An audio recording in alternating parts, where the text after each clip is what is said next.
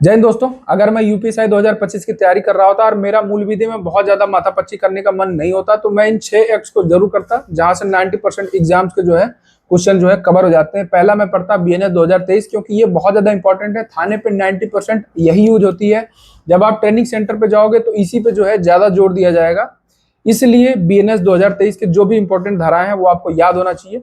BNSS 2023 को मैं skip कर देता, क्योंकि ये जो है एक सपोर्टिंग एक्ट है। बीएनएस के बिना इसका कोई वजूद नहीं है। तो अगर मुझे इन दोनों में चूज करना होगा तो मैं बीएनएस पढ़ूंगा। दूसरा मैं पढ़ूंगा डाउरी प्रोबेशन एक्ट 1961, क्योंकि जब आप थाने पे जाओगे तो आप ये देखोगे कि ये बहुत ट्रेंडिंग है। बीएनएस की धाराओं के साथ साथ 3/4 डीपी एक्ट भी लगा रहता है, तो ये भी बहुत इंपॉर्टेंट है, आपको ये आना चाहिए। इसके भी क्वेश्चन आने की प्रोबेबिलिटी बहुत ज्यादा है। तीसरा मैं पढ़ता मोटरयान अधिनियम 1988, क्योंकि सिविल पुलिस के दरोगा के रोजमर्रा में जो है ये एक्ट यूज होता है। आपको पता होना चाहिए कि कौन सी धारा में चालान कर रहे हैं, उसमें कितना जो है फाइन है, तो ये आपके डेली यूज में है, तो यहाँ से भी क्वेश्चन 100% आएंगे।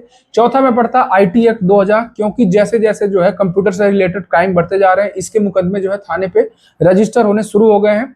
वैसे तो इसका जो विवेचना होता है वो इंस्पेक्टर और उससे ऊपर के अधिकारी करते हैं, लेकिन जैसे जैसे जो है अपराध बढ़ते जा रहे हैं, कल को जो है दरोगा को भी ये अलाउ हो जाएगा कि वो आईटी एक्ट की विवेचना करे। जो पांचवा एक्ट में पढ़ता वो है आरटीआई एक्ट 2005, क्योंकि बहुत सारे लोग जो है जागरूक हो गए हैं, बहुत सारे इन्फॉर्मेशन हमसे मांगते हैं।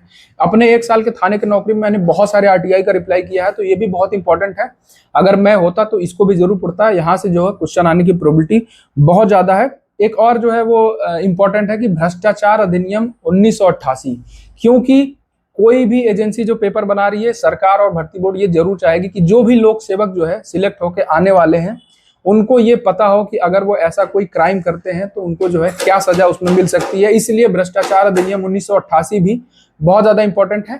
तो बहुत ज्यादा माथापच्ची करने की जरूरत नहीं है मूल विधि में। अगर आपको मूल विधि टफ लग रही है, समझ में नहीं आ रही है, तो आप केवल इन 6 एक्ट्स को पढ़ लीजिए, आपके 90% जो है क्वेश्चंस यहाँ से कवर हो जाएंगे।